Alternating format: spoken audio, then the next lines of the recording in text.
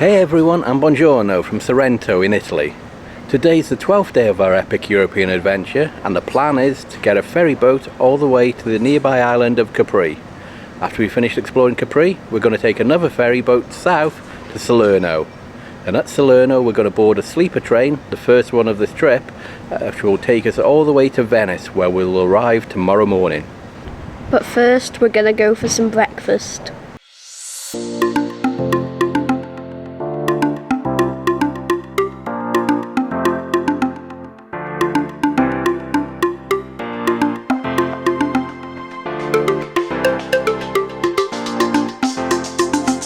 And there's Holly finishing her off her apple in the hammock.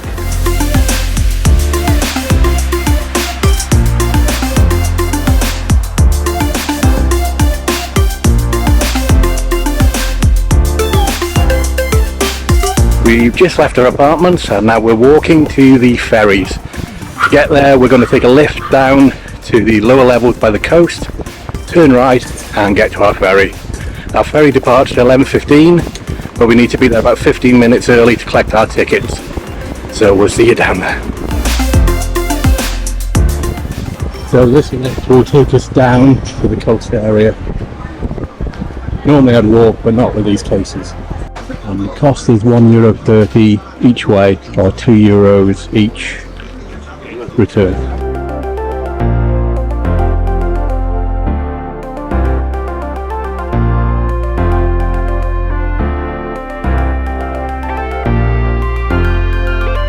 So you get your ferry tickets from here. I've already pre-booked mine, but I still have to show my booking confirmation. And then they gave us the actual paper tickets to use on the ferry. We picked up our ferry tickets and now we're going to wait in the shade for a few minutes before moving over to the docks.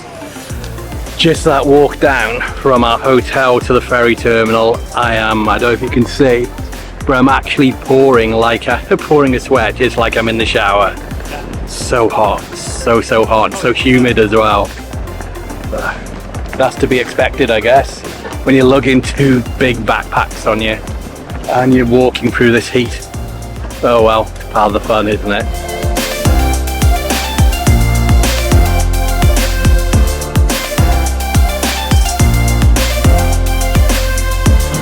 Nothing true, mate.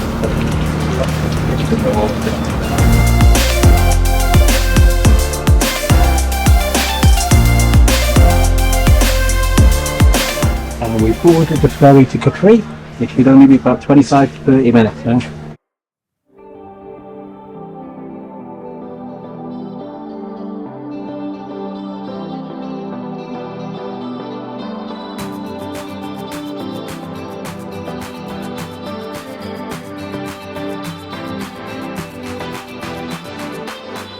Okay, we've started our trip to Capri. Should be about 25 to 30 minutes. The boat we're on is a hydrofoil, so it's quicker than the regular ferries, but it doesn't have an upstairs where we can view outside, which, to be honest, in this heat and this sun, I don't really mind that at all. The plan for Capri is once we get there, we're going to drop our bags off and then explore the island. We might start off in Capri itself and then go to Anacapri, or we might do it the other way around depending on what the queues look like. So we're right at the front almost here, and we will see you in Capri.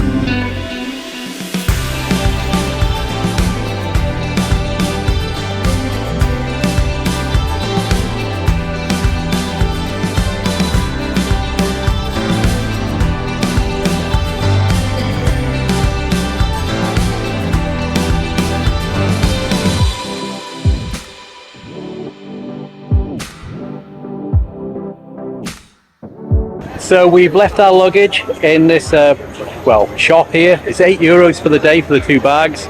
You can find it just opposite Marina Grande there. So now we're going to have a explore of the island. I should have bought my swimming suit over here, but we left the bags with the clothes and stuff over there somewhere.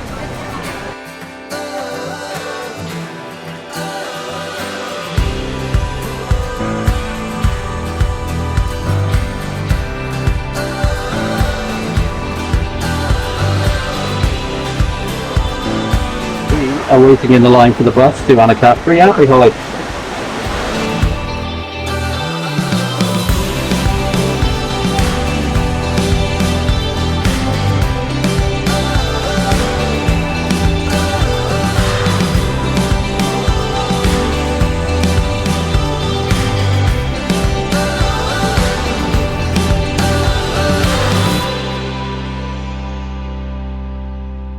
That was quite an experience. The bus was about the size of a large Ford Transit van, and it just went up and down the roads, really narrow roads.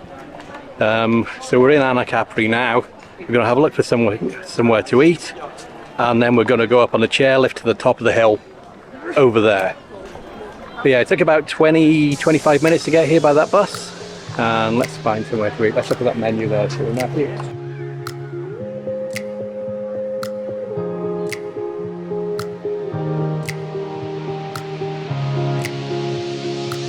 Matthew had gone for the fried fish and French fry. Where do I put the wheat? 'Cause I don't want to eat them. Ollie had gone for a salami pizza.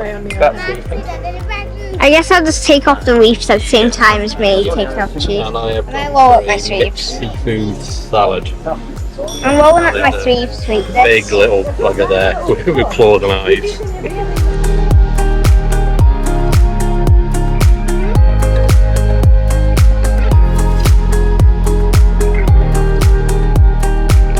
Quite nice.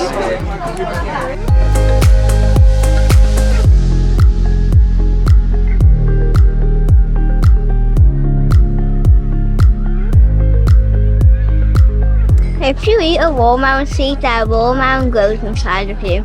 I don't think it does.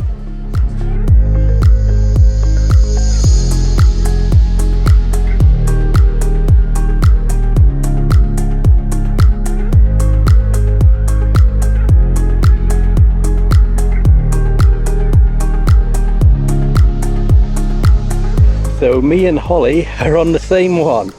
Are you okay with me, Holly? Yeah, she was a bit nervous to come by herself, so she is now with me. So it takes 13 minutes. You think Matthew would hear me if I shout him? I don't know. Matthew, are you okay? Yeah.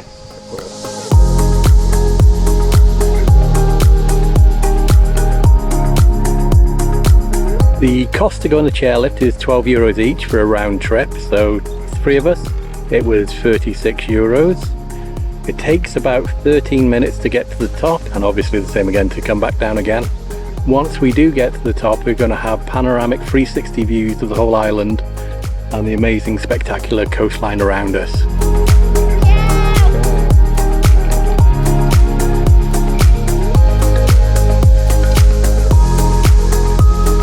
We're almost at the top. Need to lift up the bar and run quickly so we don't get caught to go back around.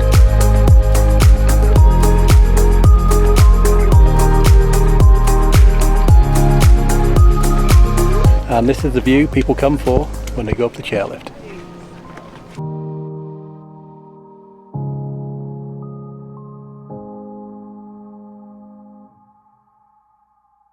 So this is why people come up on the chairlift, to get that view there. So you've got the Ragioli, I think they're called, those two iconic cliffs over there.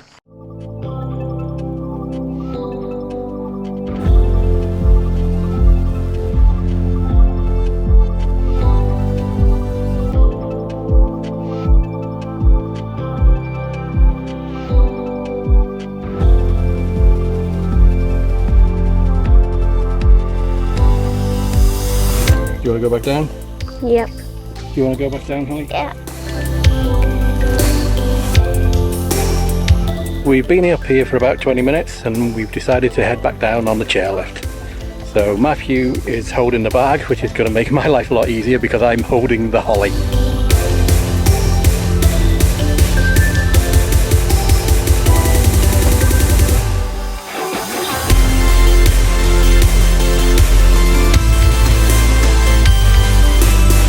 We are both on the chairlift again, aren't we, Holly? Yeah. But this time Matthew's carrying the bag to make it like a little bit easier because it was so awkward holding the bag and a Holly. Yeah, and Matthew is behind her there.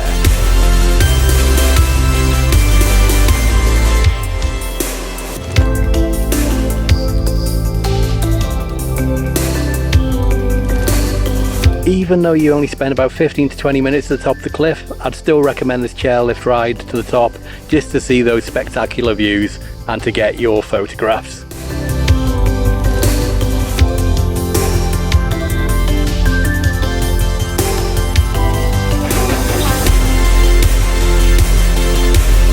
Almost at the end now. So you ready to get off, Holly? Yeah. Yeah? Now let's lift her up. Okay, so you get ready to run there, okay? Grazie, thank you.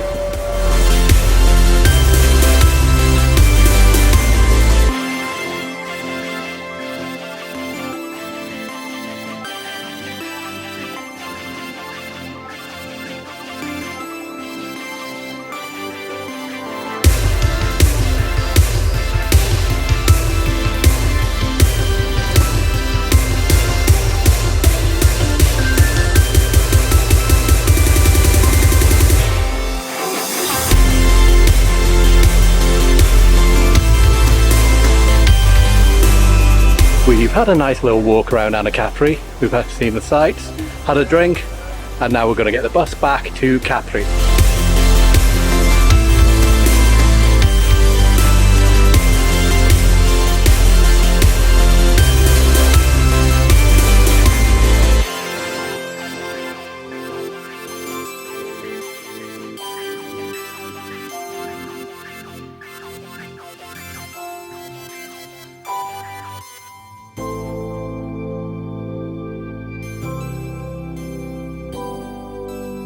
The waiting time for the bus was a lot longer than expected, so we didn't want to risk going to Capri just because we've got a ferry to catch at 5:15.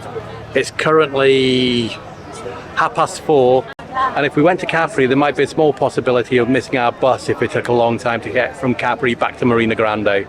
So we chose just to get the bus back to Marina Grande instead and just wait around for 30 minutes. I don't know if you were able to see or if I put in the video of the bus journey back down, but it was awful. We were packed in with like sardines and you're literally face to face with people. It was very uncomfortable, didn't really like it. Luckily Matthew had a chair and Holly was sitting on his knee, and I was just standing like that, facing the window, packed like sardines. But in 30 minutes time we'll begin our bus to Salerno, and the ferry should take about an hour and a half to get there. When we're there, we're going to walk along the promenade with our cases, get something to eat, and then our train tonight, our sleeper train, going all the way to Venice, well, all the way to Bologna, then we're changing in Bologna to go to Venice. Doesn't leave till 11, just after 11 o'clock tonight, so we've got a lot of time to waste in Salerno.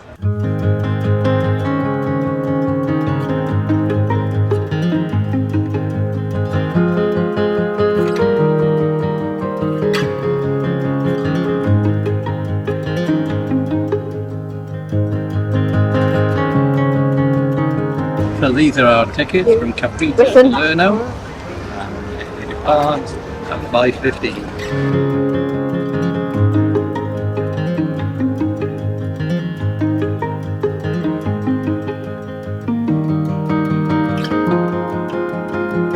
We have boarded the ferry about 20 minutes early. We're going to set off in about 15 minutes. The ferry journey is due to take about an hour and a half. I think it might be making stops at Positano and Amalfi, but I'm not too sure about that. When we get to the ferry terminal in Salerno, we might either have our dinner there, or we might start walking towards the train station and have dinner along the way. Either way, I'll obviously let you guys know.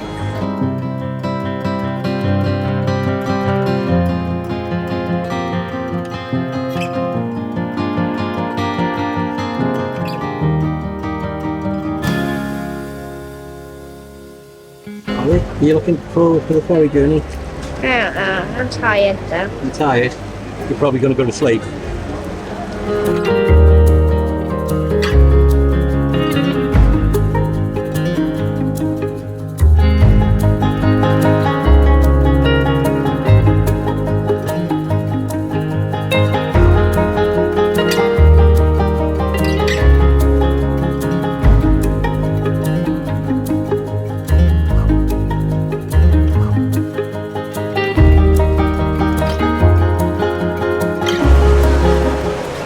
Don't splash on my hands. So the boat is coming into Positano now. Probably just going to be here for a couple of minutes, let people disembark.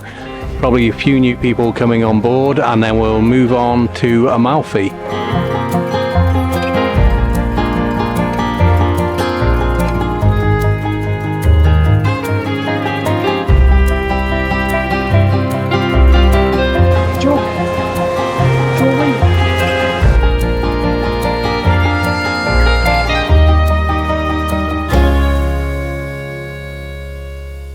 So we are just arriving into Amalfi.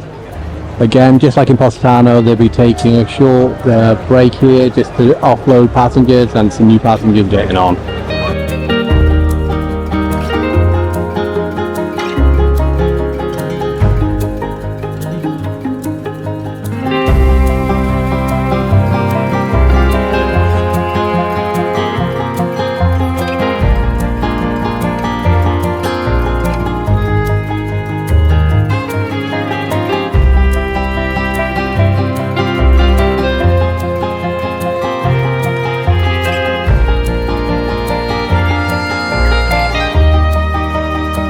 We've made the last drop off at Amalfi. There's plenty of space left on the ferry. Next stop, Salerno.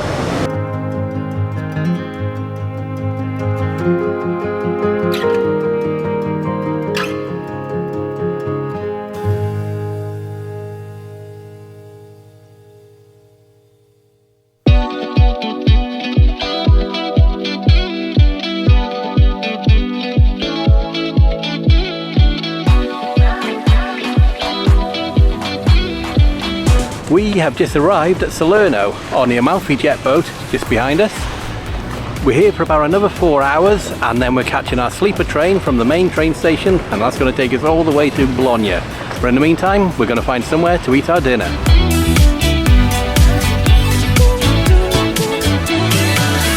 So we've stopped at the nearest McDonalds in Salerno. We've still got about 1.5 miles to walk to the train station, so this is going to be our dinner for the night. So Matthew's got a chicken sandwich, Ollie's got a chicken as a happy meal, and I've just gone for a Big Mac and fries, and we've got some sundaes which are in there as well.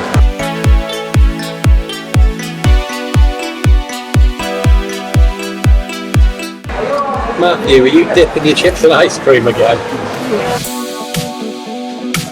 Okay, we've had our dinner. Unfortunately it was McDonald's again, but it was just too convenient. It was right in the direction that we were walking. So we're now on the boardwalk in Salerno, and we're going to follow this till we get to the train station. It's about another 1.5 kilometers ahead of us. Because I've got the 2 bags on, as you can see, we're going to take our time and probably take a couple of breaks as well. There is a nice cool coastal breeze coming in, which helps a lot. Finally getting to cool down a bit, so I'm not sweating as much as I did earlier. But we'll have a couple of minutes here by the beach, and then we'll start moving towards the train station.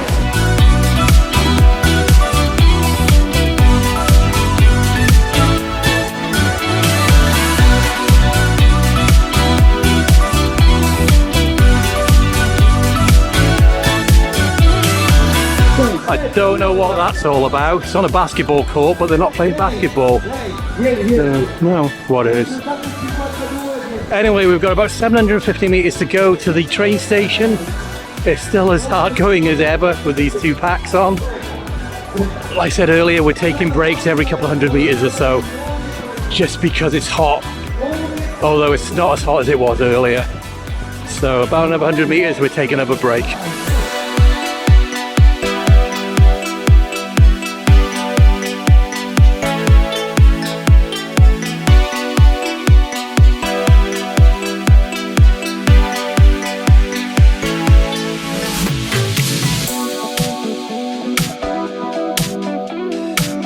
And we've made it to the train station.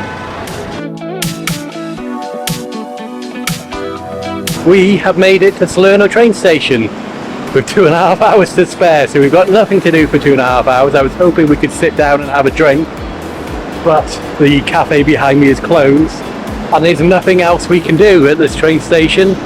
There's just a few platforms and nothing else, nowhere to sit.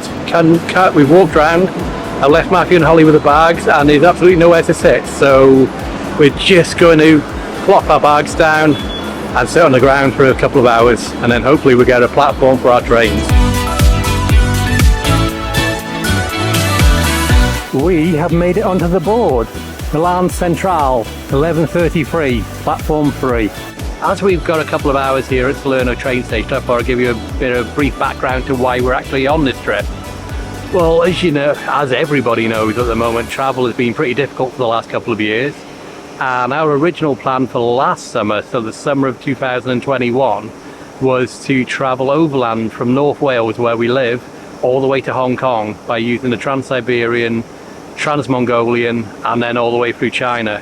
We were going to spend just over 5 weeks doing that, but obviously with the situation, we couldn't do it. So we rearranged everything for this year, 2022, and wouldn't you know it, exactly the same. So we cancelled all that, already had all the hotels booked, the majority of the trains booked. In fact, the beginning of this train journey on the Eurostar was originally booked for that holiday. So we were going to go all the way from North Wales to London, London to Paris, then take the Paris-Moscow Express all the way to Moscow, have a couple of days in Moscow, then board the Trans-Siberian, go all the way through Russia, and then down through Mongolia, and end up in Beijing. Then we were going to spend an additional couple of weeks, well, 2.5 weeks in China, exploring Beijing, Shanghai, Xi'an, and Hong Kong. So we're going to finish in Hong Kong and then finally fly back. But couldn't do that again, and we decided to go somewhere on another adventure this year. And basically about 5 weeks ago now, we decided to go interrailing. Tell you what, I'll pause it for a bit, it's getting a bit noisy. I'll be back to you in a second. And I'm back. So yeah, as I was saying, about 5 weeks ago, we decided, well, we were still going to take the original Eurostar to Paris and go to Disneyland Paris for a couple of days, and if you've seen the earlier videos you know how that turned out. Then Matthew suggested he wanted to go to Berlin. Il treno regionale 57 60 Italia delle ore 22:56 proveniente da Reghi ai That's not our train. Okay. Attenzione. Oh, I'll tell you what, I'll come back again. Then Matthew try again. And we're back. Oh, okay, this isn't working, is it? This isn't working at all. We need to go again. Okay. Oh, okay, let's start again. Okay, and we're back. So then Matthew suggested he wanted to go to Berlin to have a look at the Berlin Wall, didn't you? Yeah. So then I thought to myself, oh, I wonder if once we're in Paris, if we could get a train from Paris to Berlin. Had a look. More than just that. I know, so I thought that's pretty easy. Then I looked at Interrail tickets to see if we could save money by just going continuously for a few days around Europe. And in the end, I was getting a bit carried away, and I decided to go for a first-class Interrail ticket for 22 days. Matthew and Holly, because they're under 12, are free of charge. So my first-class Interrail ticket for 22 days, unlimited travel, was £580. Good that we're not doing this after November. No. And then Matthew and Holly was free of charge. So then I thought, okay, where do we want to visit? So I've only been to Italy a few times in the past. I've never been to sites like the Colosseum or Florence or the Leaning Tower. So okay, let's go down to Italy. I quite want to go to Italy because that's where pizza and pasta was made. And Yeah. so that's my favourite food, especially Yeah. pasta. And a normal pizza in the summer is like how hot it was in a heat wave. Yeah, it is pretty hot. So we decided, okay, we'll do Italy. And to get to Italy, okay, we're going to have to travel down through Switzerland. So, okay, stop over in Zurich. Get some ZFC. Yeah. Altogether, we're spending about 7 days in Italy. So as you've seen on the earlier episodes, we started in Milan, then went down to Florence, Pisa, Rome, Sorrento. Now we're in Salerno. Now we're going to be traveling up to Venice tomorrow. Then we're going to Gardaland theme park for 2 days.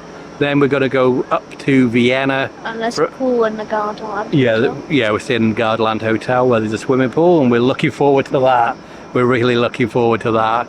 Yeah. So then after Vienna, we're going to Krakow. I used to go to Krakow quite a bit with work, but these two have never been there, so we're going to do a tour of Auschwitz and these salt mines, which is the UNESCO heritage site. From Auschwitz we're going up to Prague. From Prague we're going to go to Berlin. From Berlin we're going to go to Amsterdam. From Amsterdam we're going to go to Brussels, but we've already had an email from the train company saying our train has been cancelled from Amsterdam to Brussels, which means we have to go on a later train. So originally we were going to have about 5 hours free time in Brussels, but now we've literally got about an hour and a half, so we won't be visiting Brussels properly. Then from Brussels we're going to catch the Eurostar all the way through to London, and then from London we're going to catch the train back up to North Wales back home. So altogether 22 days of travelling. It's pretty intense so far, just not having, we've seen so much in such a short period of time, and the weather's been so hot. And there's only 10 more days. Yeah, 10 more days. So fast. So we're on day 12 at the moment, 10 days to go. As for the hotels, so part of the planning process, we decided, so after I decided where we wanted to go, with the Interrail, although the train travel is free, for a lot of the intercity and intercountry trains you need to make a seat reservation, and to be honest, the seat reservations were more expensive than the Interrail ticket itself on a lot of them. The majority might only be about €3 to €10 each, but the ones for today, for example, with sleeper train, that's over €100 for the three of us. So we're doing a total of 4 sleeper trains, so that's pretty much over €500 just for those trains there. The intercities, anything between €10 each to about €40 each, and then the final Eurostar I think is about €30 for the three of us. So I spent a whole weekend just planning the journey and getting the seat reservations. Yeah, with the Interrail pass. Oh, okay. Like normally? No, normally. So the Eurostar to come out here, because I'd already booked it, well, a year ago, then booked it 2 years ago, postponed it from last year to this year.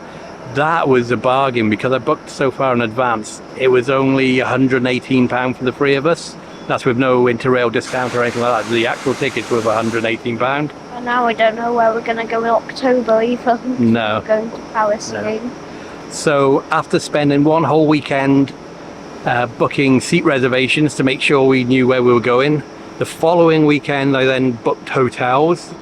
Problem was, because we've left it so late, literally 3 weeks before we started on this trip to book hotels, I mainly only used booking.com and hotels.com. Nearly all the hotels on those sites for reasonably priced hotels had gone already. For Sorrento, for example, I remember it saying 96% of hotels are gone in Sorrento, where we stayed last night. Then, after a whole weekend of finding hotels, the following weekend, I'll be back to you in a minute. And we're back again. So then the final weekend, so just over 2 weeks before travelling. We need to leave again, I think. Back again later. Okay, fingers crossed we can get through. No. Okay, so with just 2 weeks to go, that's when we started booking all our excursions and attractions. So everything that weekend I booked, basically everything from the river cruise in Paris. We couldn't have any tickets for the Eiffel Tower, they'd already sold out. All the attractions we did in Florence, climbing up the Leaning Tower of Pisa, the Colosseum, the walking tours that you've seen so far. We've also got a number of walking tours coming up as well. So for the free walking tours, I used a website called Guru Walk, and basically they offer travel guides, people who walk around doing free tours, and then you just give them a healthy tip based on how well you thought they guided you. Also, we can actually do without any noise now because that train is wrecked. That train has gone. So yeah, I spent a whole weekend booking all the attractions. A lot of the attractions I wanted had already sold out. So like I just mentioned, the Eiffel Tower, we couldn't go up there. All the tickets have been sold out. When we were in the Colosseum, I really wanted to go into the basement and dungeon area but all those particular tickets had sold out already, so we just had the standard entry with the arena floor visit. All the Vatican City tickets had sold out, which I mentioned in my previous episode, which is, yeah, so I had to get a tour via Expedia to take us around the Vatican Museums and St. Paul's Church. That cost, that cost over £200 for the three of us, whereas if I bought tickets direct through the Vatican, it would have been about £50 or £60. So it was so much more to go. How much was it for? We spent over £200 for those tickets to go to the Vatican and St. Paul's Church. I know, and you didn't even like it, did you? No, I don't like it. No. I don't like the museum part. No. The first part was fine. Yeah. But yeah, if we'd booked those directly with the Vatican itself, it would have been so much cheaper. We have also used a number of other tour companies. I think it's Get Your Guide to take us around Auschwitz, and yeah, that was in Rome, so we've gone from Rome now. So Get Your Guide, I believe it is, for the Auschwitz tour and the salt mines tour in Krakow. There's a train coming, so we might have to say goodbye soon. Oh, okay. And then in Venice tomorrow, we're going up St. Mark's Cathedral. We're going up the Campanile. Excuse me. We're going up the Campanile Bell Tower, and we're also visiting the Doge's Palace. And I think the train. This is an hour's. But a train's about to go past. Okay. No. Yeah. After the one after this. Okay. That's on this. Yeah. Anyway, I think I've rambled enough. I'm just trying to waste some time, to be honest. Why? Yeah. Oh, actually, I might show you the luggage that we're carting around with us as well. So this is what we brought with us. So this is the main pack. It's an Osprey, I think about 80 litres. I originally wanted to just bring this one, and I wanted to fit all our clothes into this. Unfortunately, we brought too much, so 22 days for 3 people, we have a lot of stuff. Then this is my trusty North Face Galileo 67 litres. Which I bought on my school trip with me. Yes, so 3 days. yeah, so this one has filled as well. I've had this bag for about, I think, close to about 18 years. I used to go backpacking everywhere with this. So this has been to Peru, Easter Island, Chile, and I'll be back in a minute. As I was saying, this has traveled around the world with me a number of times. So it's been to Peru, it's been to Chile, it's been to Easter Island, it's been around India, as well as just regular holidays as well when I didn't want to take a suitcase. Day pack is a new addition to my collection. When I was reading about places like Naples and stuff, I got really scared about pickpockets, so rather than bringing my standard Osprey day bag, which I keep all my camera equipment and, you know, bottles of water, etc. in, I got this Pack Safe. So Pack Safe said they virtually can't be pickpocketed, so inside the fabric has got a very thin metal mesh so they can't be slashed with knives.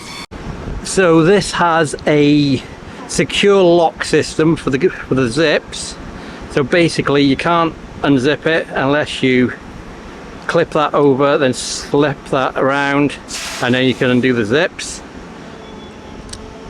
And for extra safety you can even put a padlock through there if you want. And just for the outside one, just the zip is below, just a little thing there. So because I was quite scared reading about, especially around Naples area, I decided to buy this rucksack instead of my Osprey one, which is my standard day pack. And it's been okay. It's a lot smaller than my Osprey one, but it has fitted everything we needed in there. And it's got 2 pockets on the sides that I keep water in. And that ends our short discussion while waiting for the sleeper train to Venice.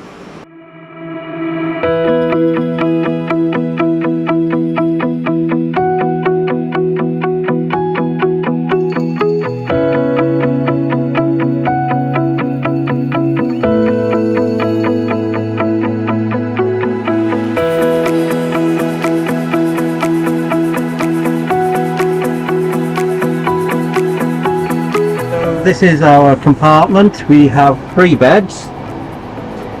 It's very small. So there's the upper berth, there's the middle berth, there's the bottom berth, We have a bin. We have a woman deluxe kit. Don't know what's in the, well, I can guess what's in a woman deluxe kit, but we've got some drinks and I guess some snacks. So I store things up there. And I guess that's it. It's very small, but at least it's a bed for the night. And we wake up and get to Bologna at 8 o'clock tomorrow morning. There's also a sink under there.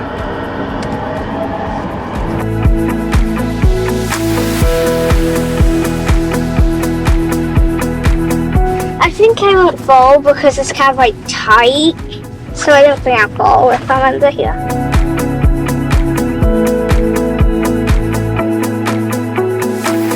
Now we've made it to the sleeper train, we're about to go to bed, so I think this is the perfect time to end this episode here.